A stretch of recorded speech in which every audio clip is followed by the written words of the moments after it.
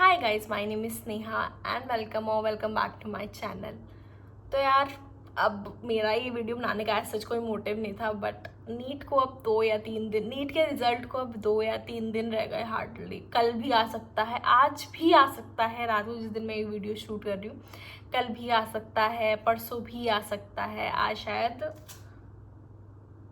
11 तारीख है और क्या तुम भी वही थॉट्स आ रहे हैं जो मुझे थॉट्स आ रहे हैं? क्या तुम भी बेचैन हो रहे हो? क्या तुम भी कभी भी रो देते हो? जो नीट का एक्चुअल रिजल्ट वाला दिन होता है वो, और ये जो नीट से पहले वाले दिन होता है जब तुम्हें पता होता है रिजल्ट कभी भी आ जाएगा, अब तो ये वाले दिन, भाई साहब ये दिन इतने खतरनाक होते हैं ना भाई, इतने खतरनाक होते हैं। ये तुम्हारे पूरे साल की नानी दादी एक करके रख देते हैं। और मैं तो इतनी घबराई हुई हूँ, तुम भी आई एम श्योर वो ही होंगे। अंदर ही अंदर पता है कि कुछ नहीं होना है, बट स्टिल। एक तो गाइज मैं जनरल कैटेगरी से बिलोंग करती हूँ, दूसरा मैं यूपी स्टेट से हूँ, तीसरा मैं इतनी अमीर नहीं हूँ जो मैं प्राइवेट में ले लूँ, चौथा मैं बहुत ही एवरेज स्टूडेंट हूँ। मतलब मैं कभी भी टॉपर तो थी ही नहीं, मतलब थी 7वीं 8वीं तक, ठीक है। पांचवा, मैं सेकंड ड्रॉपर हूँ। जिंदगी के 2 साल मैं पूरे बर्बाद कर चुकी हूँ। अब मैं पीछे मुड़ के देखती हूँ तो मुझे ऐसा लगता है, अरे आपने तो इन 2 साल में कुछ भी नहीं किया दीदी, अगर रिजल्ट फेवर में नहीं आता है मेरे। बिकॉज ऑब्वियसली अगर तुमने कितनी ही मेहनत की हो, कितनी ही है, तुमने सब कुछ अपना उस चीज़ में डाल दिया हो, अगर रिजल्ट तुम्हारे फेवर में नहीं है then it's not worth it, we all know. और पिछले साल तो ऐसा हुआ था कि पिछले साल मेरा फर्स्ट जॉब था, ठीक है। मैं कोटा गई थी पढ़ने के लिए, तो सबको और एक्सपेक्टेशंस थी। ऐसा अगर यार, अगर कोई बच्चा कोटा जाता है तो लोग सोचते हैं भाई ये तो सिलेक्शन करवा के ही आएगा। भाई वहाँ कितने बच्चे जाते हैं? वहाँ LN की क्लास में, एक क्लास में 200 बच्चे होते हैं। अगर सबका सिलेक्शन होने लगे, पर तुम्हारा वही बात है, तो उन जो 5-6 बच्चों का सिलेक्शन होता है उन 5-6 में तुम भी आनी चाहिए। बट गाइज मैं तो नहीं आई थी उन 5-6 में। तो जब मैं पिछली बार कोटा से आई थी तो रिजल्ट आना था बाद में, रिजल्ट आ गया 10 दिन पहले जब इलेक्शन का रिजल्ट आना था, ठीक है।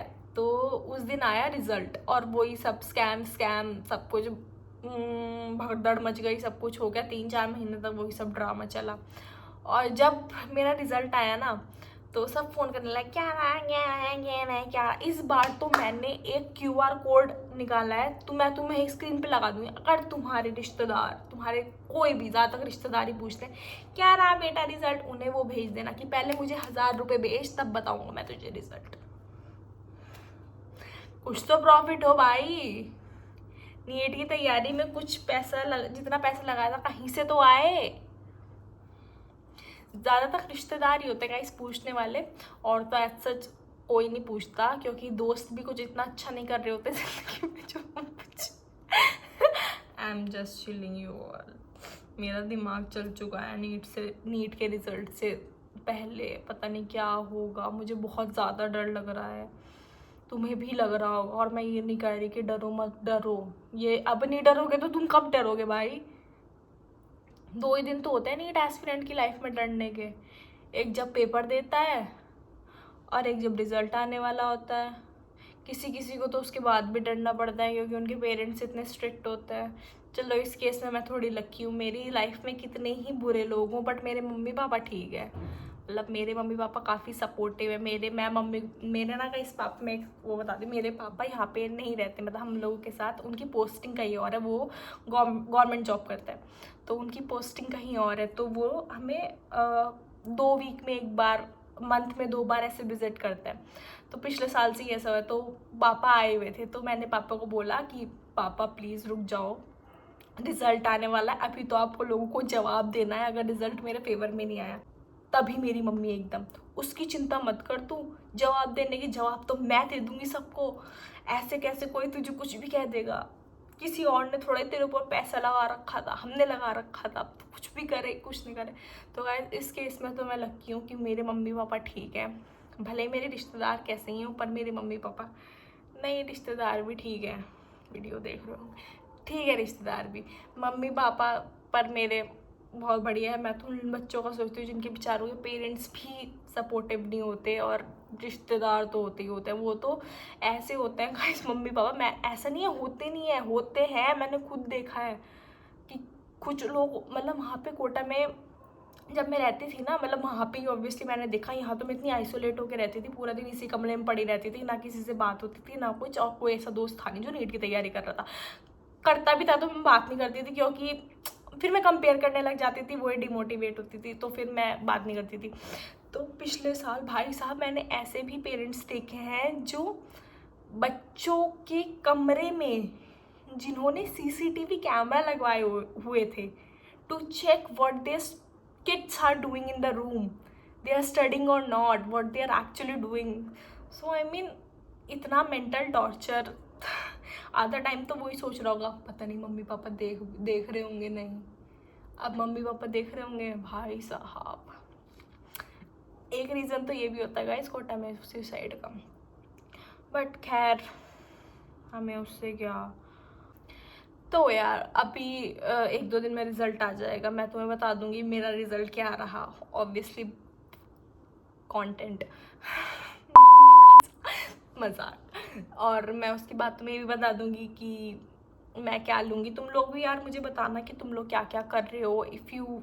अगर तुम्हारी सिलेक्शन हो गया तब भी मुझे बताना, और अगर तुम्हारा नहीं भी हुआ तो इट्स ओके, तब भी तुम मुझे बताना तुम आगे क्या करोगे और किस चीज़ में करोगे, और इसी फील्ड में रहोगे, डॉक्टर ही बनोगे या फील्ड ही चेंज कर दोगे, तो ये भी बताना। और बस मैं यही वीडियो बनाने के लिए आई थी और कुछ नहीं था। तो यार मैं ये कहूँगी, सोचना वोचना मत तुम लोग ज़्यादा दादी सोचना वोचना मत गाइस तुम लोग। 1-2 दिन फील होगा, और ये मत सोचना कि यार हमारा तो लाइफ ख़त्म हो गई, ये हो गया ये हो गया।